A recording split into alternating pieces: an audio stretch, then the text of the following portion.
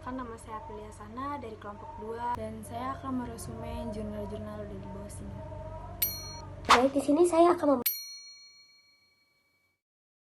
membahas jurnal dengan judul Multimedia and Layers of Traditional Family Communication yang diterbitkan oleh Sloan Tudham, Howard Nicholas, dan Donna Starks dalam Migration, Mobility, dan Discernment, membahas tentang bagaimana keluarga transnasional menggunakan berbagai bentuk multimedia untuk berkomunikasi batas negara. Nah, jadi keluarga yang terpilih oleh migrasi strategis memanfaatkan teknologi komunikasi digital seperti video call, media sosial, dan pesan teks untuk menjaga hubungan. Artikel ini mengeksplorasi bagaimana media digital menciptakan berbagai lapisan komunikasi yang memungkinkan keluarga tetap terhubung secara emosional. Dan sosial media memiliki jarak fisik memisahkan mereka.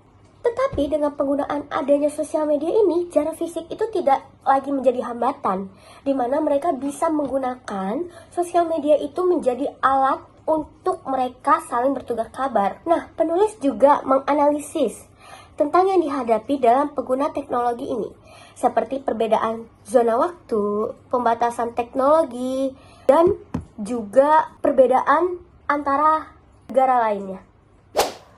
Kelebihan yang pertama itu, jurnal ini menggunakan metodologi yang sistematis dan terstruktur, memungkinkan replikasi penelitian di masa mendatang.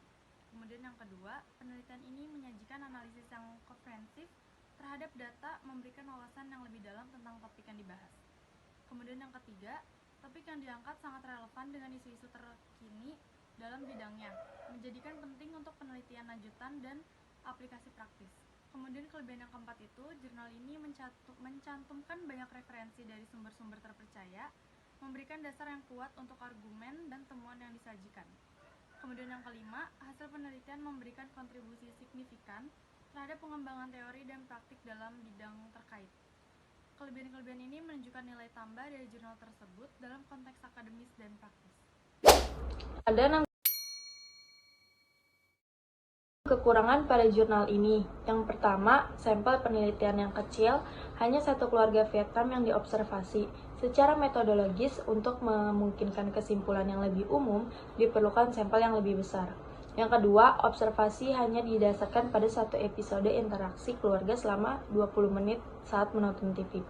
Butuh lebih banyak waktu observasi untuk memahami pola komunikasi mereka secara lebih mendalam dan komprehensif. Yang ketiga, ada analisis bertumpu terlalu banyak pada moda dan mediasi komunikasi. Sementara, varietas dan tujuan komunikasi kurang dieksplorasi secara mendalam. Perlu lebih melihat konteks sosiokultural dan makna di balik interaksi mereka. Yang keempat, kesimpulan yang ditarik bersifat deskriptif. Belum ada pengujian teori atau hipotesis, sehingga kontribusi teoritis jurnal ini terbatas.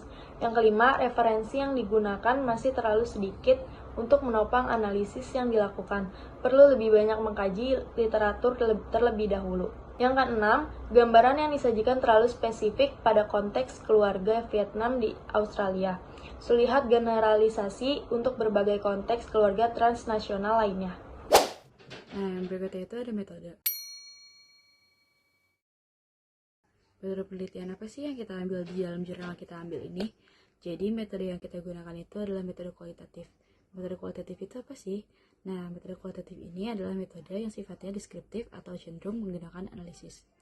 Jadi, mengapa kita mengambil metode tersebut di dalam jurnal kita ambil ini? Karena di dalam masalah tersebut kita harus melaporkan hasil analisis dari studi pengetahuan tentang interaksi komunikatif tingkat mikro dari keluarga transnasional Australia Vietnam generasi pertama yang telah menetap di Melbourne, Australia. Saya akan menjelaskan bagaimana penelitian ini dilakukan atau cara penelitian ini dilakukan dalam jurnal tersebut. Dalam jurnal tersebut diterangkan bahwa penelitian ini dilakukan dengan menggunakan kamera-kamera kecil untuk menangkap perspektif atau interaksi-interaksi satu orang dalam satu waktu.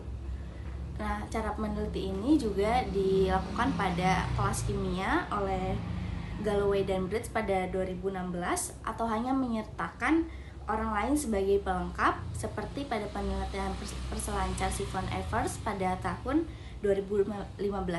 Kenapa kamera-kamera ini diikutkan? Karena kamera ini tuh jarang merekam perspektif atau interaksi-interaksi kecil dari. Baik. Jadi kesimpulan dari materi kali ini, jurnal ini menyoroti peran multimedia dalam menjaga komunikasi keluarga lintas negara. Nah, dengan adanya menggunakan berbagai platform digital, keluarga dapat terus berinteraksi meski terpisah jarak. Studi ini juga memperlihatkan bahwa kompleksibilitas interaksi yang dipengaruhi oleh kondisional sosial, teknis, dan emosional. Terima kasih sudah menonton video ini. Wassalamualaikum warahmatullahi wabarakatuh.